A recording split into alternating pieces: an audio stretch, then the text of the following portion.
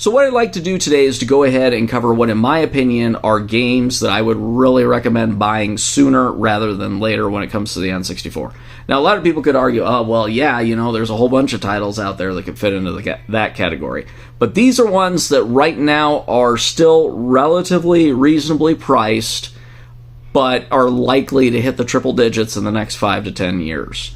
So whether you be just a person who just is a fan of the game, you like playing the game, or if you're looking for collector purposes, these are titles that I would definitely be on the lookout for and trying to source one at a good price as soon as possible. So the first one on my list is going to be San Francisco Rush 2049. This game is probably one of the most sought-after racing titles for the N64. And with good reason. It's a great game. It's one of my favorites for the N64, and it didn't have as large a production run as its predecessors, such as San Francisco Rush and Rush 2.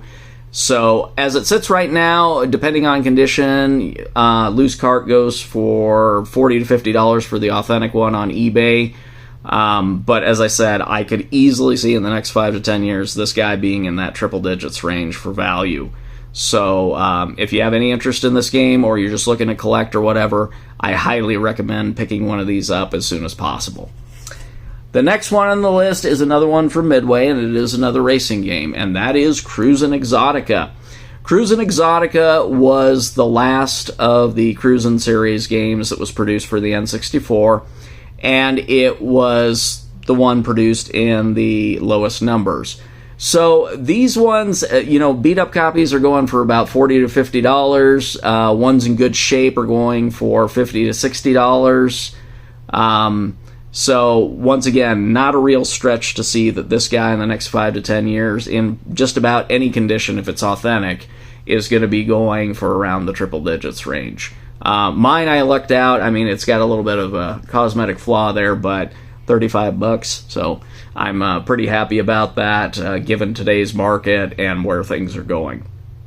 So, Cruisin Exotica would be the next one on my list that I would highly recommend picking up sooner rather than later. The next one probably won't come as a huge surprise to folks, because this one's already kind of semi on the radar, and that is Banjo-Kazooie. This game, it is slowly starting to climb up in price.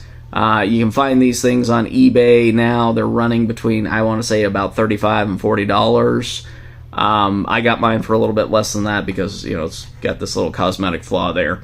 But anyways, it's a fun game, and, it's a sought-after title. My kids love it, and, it's kind of fun to play around with. So, once again, I could easily see this guy going into the triple digits range in the next 5 to 10 years. But now it's still reasonably priced, so pick one up if you don't have it.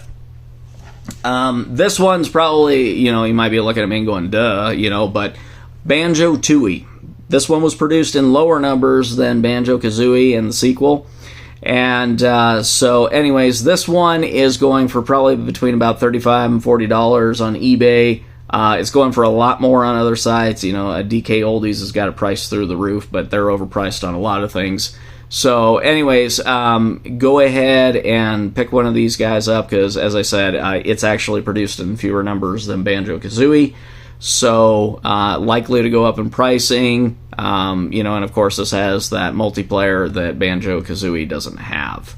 So once again, add this guy to the list there if you haven't already, and as I said, I know it kind of hits the list already for a lot of people. The next one on my list, it's one of the ones where it's been really interesting. I'm almost seeing more action from this guy than one of the other ones that ends up on a lot of people's lists. A lot of people mention Mario Party 3, and yeah, Mario Party 3 is the rarest of the N64 Mario Party games.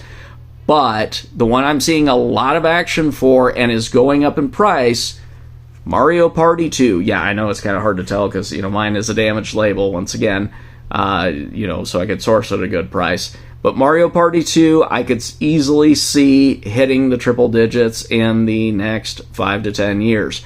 As it sits right now, one in good condition with the label fully intact, It's not uncommon for me to see those in the $50 to $60 range at this point.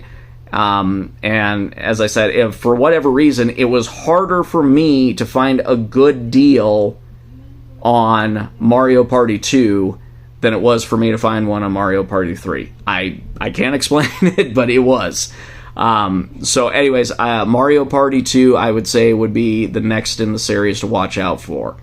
So, go ahead and pick one up if you haven't already gotten one. It is a fun game. My kids actually, I think this is probably my favorite for my kids.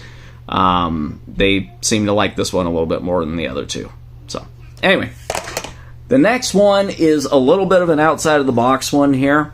The U.S. counterpart to this guy is already on that list where it's pushing up close to the triple digits range, but Japanese versions, Snowboard Kids 2. This one you'll find from a handful of eBay sellers, but that's about the only way you're going to find it. And like any production run from Atlas, it's going to be having a very limited production run.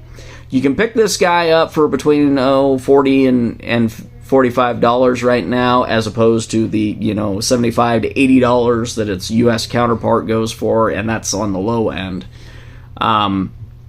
But I would say that given the limited production run and the U.S. version being priced out of sight, this guy could definitely be moving up the chain, even though it's, got a Japanese menu and that sort of thing. So anyways, I would definitely look into this guy for an up-and-coming title in terms of collector value, or just one if you're looking for a version of the game that's more affordable. And that's all I've got, and thanks for watching.